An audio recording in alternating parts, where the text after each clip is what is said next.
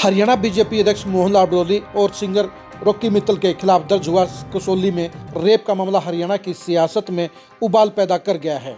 जहां एक तरफ हरियाणा में भयंकर ठंड पड़ रही है, वहीं पर मोहनलाल बड़ोली और रॉकी मित्तल दोनों पसीना पसीना हो रहे हैं। इसकी वजह यह है कि दोनों की सियासत खतरे में पड़ गई है और दोनों का सामाजिक रसूख भी बंटाधार की कगार पर पहुंच गया है। अब सवाल ये उठता है कि इस मामले में कितनी सच्चाई है, 5 किरदारों में से कौन सच बोल रहा है, कौन झूठ बोल रहा है। ये सारी अंदर की कहानी जानने के लिए और संभावनाओं के इस चक्रव्यूह को समझने के लिए आज की इस खरी खरी खबर को आप जरा गौर से देखिए।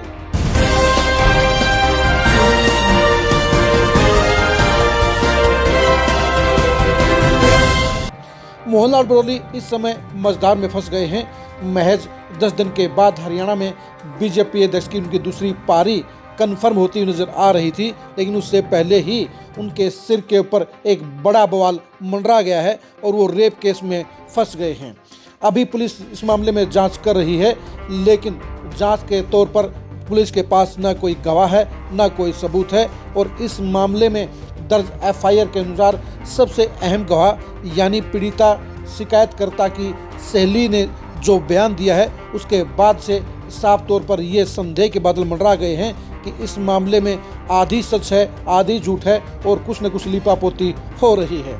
जी हाँ, पहले आप खुद ही सुनिए कि उस पीड़िता महिला की सहेली ने इस बारे में क्या कहा है। और अगर अब मैंने कहा, जब तुमने जो चीजें करी थी, जब तुम पूरे दिन जब तुम थाने में बैठी थी, तुमने मुझसे नहीं पूछा था ना कि क्या होगा क्या नहीं होगा। तो मैंने कहा मैं खड़ी नहीं हूँ। तो उसने कहा मेरी जिंदगी खराब हो जाएगी, ठीक है, मेरे ऊपर उल्टा एलिगेंस लगेंगे 420 के, ये सब चीजें। बहुत रोना पीटना इसने किया, बट मैंने इसे डिनाई किया। फिर उसने अपने घर पे भी ये बात बता दी कि मेरे साथ ये सब कुछ हुआ है, लेकिन ये सब पैसों के लिए हुआ है, कि उन्हें पैसे मिलेंगे।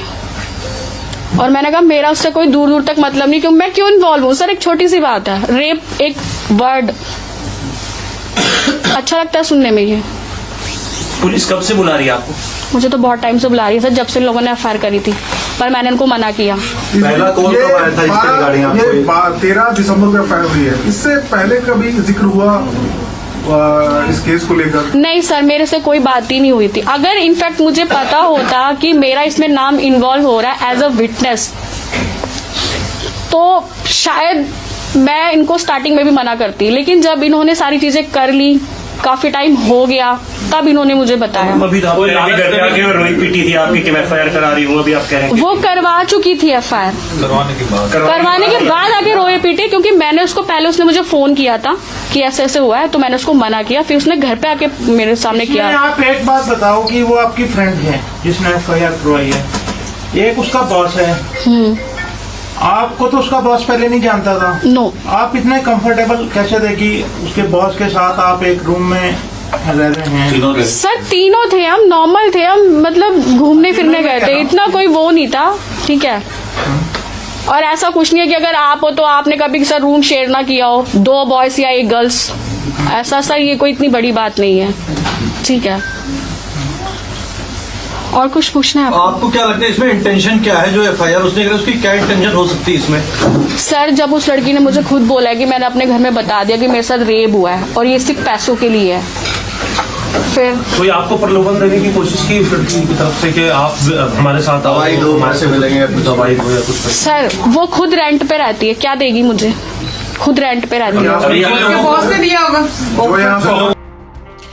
आपने सुन लिया होगा कि पीड़िता की सहेली साफ तौर पर कह रही है कि उस दिन ऐसा कुछ नहीं हुआ था, उन्होंने कोई शराब नहीं पी थी, ऐसा मामला वहां पर नहीं हुआ था और उन्हें इस बात की कोई जानकारी नहीं है कि वहां पर इस तरह की कोई वारदात हुई थी। महिला ने यह भी कहा है कि इनकी सहेली ने उसके मामले में सहयोग करने के लिए कहा था, उन्हें मना भी कर दिया था, लेकिन इसके बावजूद भी उसे गवाह बनाया गया है। उनकी नज़र में ऐसी कोई बात वहाँ पर नहीं हुई थी। यानी महिला के ये बयान बता रहे हैं कि बड़ोली और रॉकी मित्तल इस मामले में बेवजह लपेटे गए हैं। महिला ने यह भी कहा है कि पीड़िता के बॉस की एक पॉलिटिकल महत्वाकांक्षा थी, चेयरमैनी के लिए वो ट्राई कर रहे थे और एक बड़े पैसे की डील की बात भी हो रही थी। यानी कहीं ना कहीं इस मामले में बड़ोली को इसलिए फंसाया गया है ताकि एक शख्स एक पॉलिटिकल मोटिवेट पूरा कर सके और बड़ोली से एक उगाही भी की जा सके। अगर इन आरोपों में दम है तो जाहिर तौर पर एक सोची समझी साजिश के तहत ही मोहनलाल बड़ोली को फंसाया गया है। मोहनलाल बड़ोली भी इस मामले में फंसे हुए हैं और इसलिए वो इस मामले में पूरी तरह से सजग हैं और इस मामले की पूरी निगरानी कर रहे हैं। यही वजह है कि मोहनलाल बड़ोली कल भी चंडीगढ़ में महिला की प्रेस कॉन्फ्रेंस से महज 200 मीटर दूर एक होटल में बैठकर सारे मामले की निगरानी कर रहे थे। लेकिन सवाल ये उठता है कि तुरता फुर्ती में इस महिला की प्रेस कॉन्फ्रेंस किसने अरेंज कराई, किसने मैनेज कराई और क्या महिला ने वहाँ पर सच बोला है या महिला ने किसी सेटिंग के तहत ही अपने बयान इस कदर दिए हैं जिनसे मोहनलाल बड़ोली का बचाव हो रहा है। आखिर मोहनलाल बड़ोली सारे प्रोग्रामों को छोड़कर प्रेस कॉन्फ्रेंस से महज 200 मीटर दूर क्या कर रहे थे? क्या वो सारे मामले की निगरानी कर रहे थे?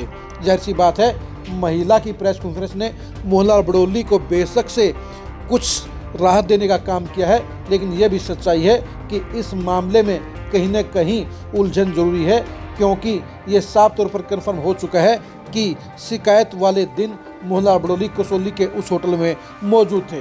खुद रॉकी मित्तल ने भी इस बात की पुख्ता जानकारी दी है, इस बात की स्वीकृति दी है कि उनके साथ उस दिन मोहनलाल बड़ोली भी होटल में मौजूद थे। लेकिन रॉकी मित्तल ने भी साफ तौर पर कहा है कि उस दिन वहाँ पर ऐसी कोई घटना नहीं हुई थी और वहाँ पर उन्होंने जो देखा था और उसके बारे में रॉकी मित्तल ने जो कहा है उसे आप भी जरा गौर से सुनिए। मोहन बड़ोली जी ने भी दोबारा प्रदेश अध्यक्ष बनना था। ये सारा उसको रोकने के लिए षड्यंत्र है। ये लोग मेरे को 5 महीने से ब्लैकमेल कर रहे, टॉर्चर कर रहे थे कि आप मोहन बड़ोली जी के खिलाफ गवाही दे दो। जब मैंने कुछ देखा ही नहीं, मेरे सामने कुछ हुआ ही नहीं, तो मैं गवाही कैसे दे दूं? जब इनको लगा कि रॉकी मित्तल तो मानता ही नहीं है, एक तीसरा बंदा मोहन बड़ोली जी का दोस्त है, बीजेपी का संयोजक है, वो इनका गारंटर बना। उसके भी कॉल मेरे को आते थे। जब लगा कि रॉकी मित्तल तो मानता नहीं है, विकल को उसके पक्ष में बयान देगा, मेरा भी नाम लिखवा दिया। भाई लड़ाई तुम बीजेपी वालों की है, मुझे क्यों बदनाम कर रहे हो? भाई दारू पी थी, ये किया था फिल्म की शूटिंग के लिए। मैं कौन सी शूटिंग करता हूं भाई? मैं तो अपनी शूटिंग करता हूं, धार्मिक गाने बनाता हूं, पॉलिटिकल गाने बनाता हूं। अरे मुझे तो 4.5 साल से प्रताड़ित हो रहा हूं बीजेपी के हाथों। अरे कुछ तो रहम करो, तुम्हारी आपस की लड़ाइयां हैं, तुम लड़ते रहो, मुझे तो बख्श दो।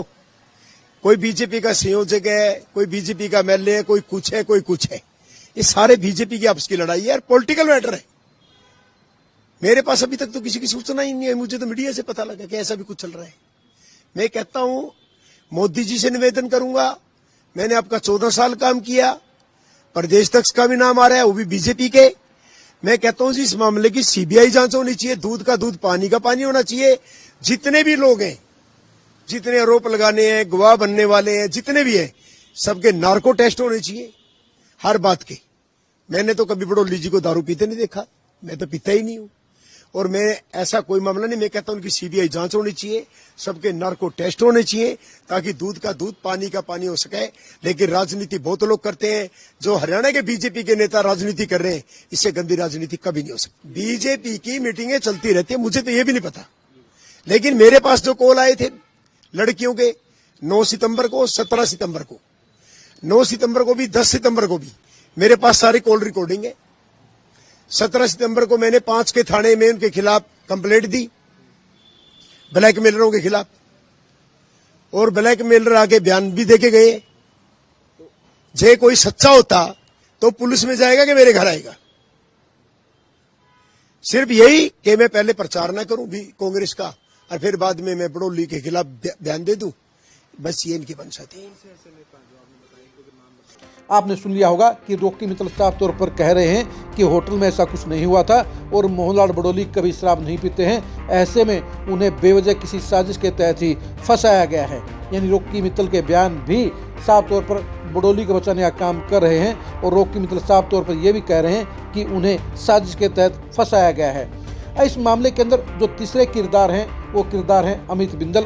अमित बिंदल पहले जेजेपी में थे, उसके बाद 2022 में बीजेपी में आ गए हैं। और रॉकी मित्तल और मोहनलाल बड़ोली के बारे में अमित बिंदल ने भी साफ तौर पर कुछ नहीं कहा है। उन्होंने ये जरूर कहा है कि उस दिन वहाँ पर रॉकी मित्तल और बड़ोली दोनों मौजूद थे और वहाँ पर दूसरे कमरे में क्या हुआ था उन्हें कोई जानकारी नहीं है।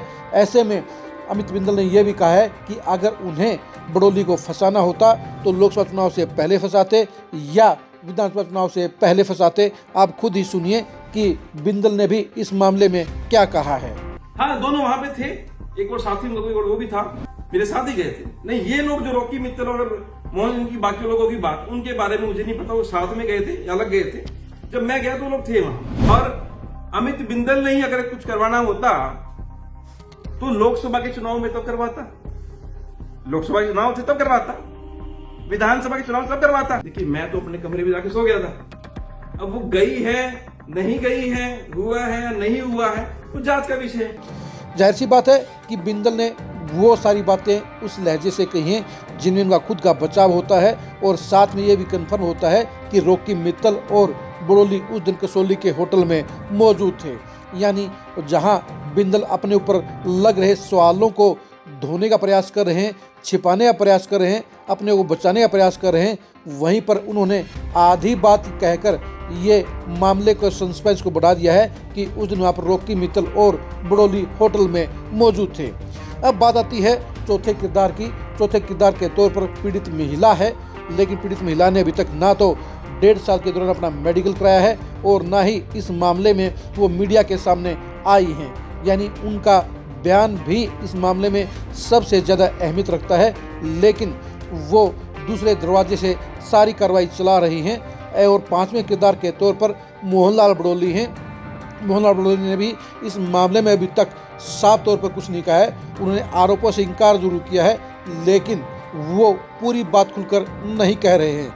यानी 5 किरदार अलग अलग एंगल से अपनी बात कह रहे हैं, घटना के बारे में बता रहे हैं, लेकिन इस मामले में सबसे बड़ी बात यह है कि आखिर 1.5 साल के बाद बड़ोली और रॉकी मित्तल के खिलाफ ये मामला हाईलाइट क्यों हुआ है, FIR वायरल क्यों हुई है। इस मामले में अब महिला की सहेली ने भी आखिर किसके प्रेशर में आकर ये प्रेस कॉन्फ्रेंस की है या अपनी मर्जी से प्रेस कॉन्फ्रेंस की है।